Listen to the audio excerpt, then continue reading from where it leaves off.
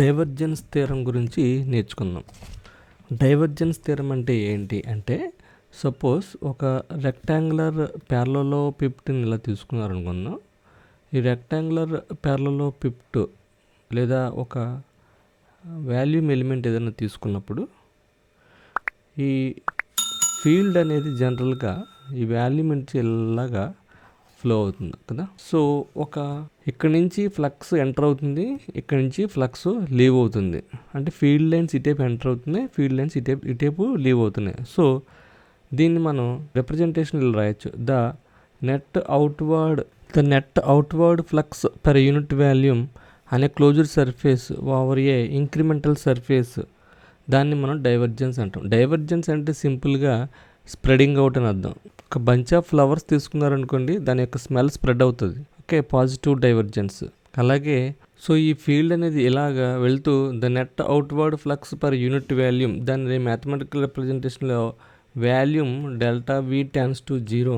Volume integral small వాల్యూమ్కి మనం identify చేసిన తర్వాత అది ఇంక్రిమెంటల్గా టోటల్ వాల్యూమ్కి అప్లై చేస్తాం. కాబట్టి del V tends to 0 integral of A d s. So field vector ఆ సర్ఫేస్ ఏరియాకి అప్లై చేస్తే for a unit volume delta V, that is called divergence of that field vector or divergence of ఎలాగైనా అనొచ్చు. Okay, divergence of that vector is nothing but divergence of a field. అంటే ఏంటంటే the net outward flux per unit volume, దీన్ని flux అంటారు, per unit volume. So flux ఒక unit వాల్యూమ్కి identify చేస్తే దాన్ని divergence అంటారు.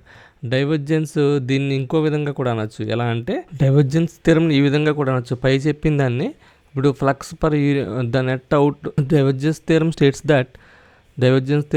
That the total outward flux of a vector field అంటే A bar dot DS surface integral in a closed surface, ఇదంతా closed surface కదా, in a surface S is same as the volume integral of the divergence of A. So that is called del dot A DV. Volume integral అంటే del dot A DV అనమాట. Okay, volume integral of the divergence of A అంటే ఇలా రాయొచ్చు. Okay, so surface ఇంటిగ్రల్ని volume ఇంటిగ్రల్తో relate చేయొచ్చు. ఈ విధంగా ఎప్పుడైనా మనకి ప్రాబ్లమ్స్ సాల్వ్ చేసేటప్పుడు సర్ఫేస్ ఇంటిగ్రల్ని వాల్యూమ్ ఇంటిగ్రల్తో ఇలాగా మనం చేయొచ్చు అనమాట.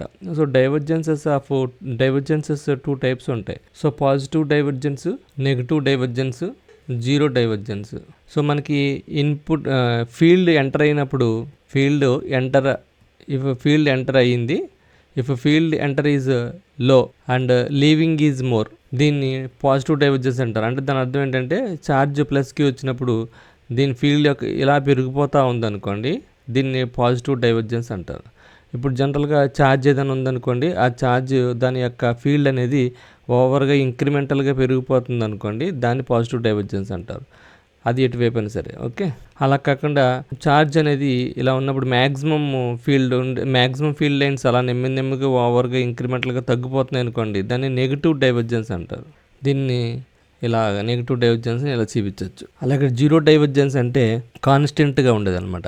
ఓకే, కాన్స్టెంట్గా ఉండదు అంటే సింపుల్గా దీన్ని అర్థం చేసుకోవాలంటే, ఒక స్టూడెంట్ బాగా చదువుతాడు అనుకోండి, వాడు చెప్పిన పాఠం కొంచెం అయితే వాడు అర్థం చేసుకుని ఇంకా దాన్ని డెవలప్ చేసుకుంటే ఎక్కువ, దాన్ని పాజిటివ్ డైవర్జెన్స్ కింద అనొచ్చు. మనం స్టూడెంట్కి ఎక్కువ ఇన్పుట్ ఇచ్చాం కానీ వాడు తక్కువ తెచ్చుకుంటున్నాడు, దాన్ని నెగిటివ్ డైవర్జెన్స్ అంటాం. మనం ఒక స్టూడెంట్కి ఎంత ఇచ్చామో అంతే తెచ్చుకుంటున్నాడు, దాన్ని జీరో డైవర్జెన్స్ అంటారు. ఓకే, ఈ విధంగా మనకి డైవర్జెన్స్ని జస్ట్ అండర్స్టాండింగ్ పర్పస్ కోసం ఇలా మాట్లాడుకోవచ్చు అనమాట. ఇంకా సింపుల్గా చెప్పాలంటే డైవర్జెన్స్ అనేది spreading out of a field అని చెప్పొచ్చు.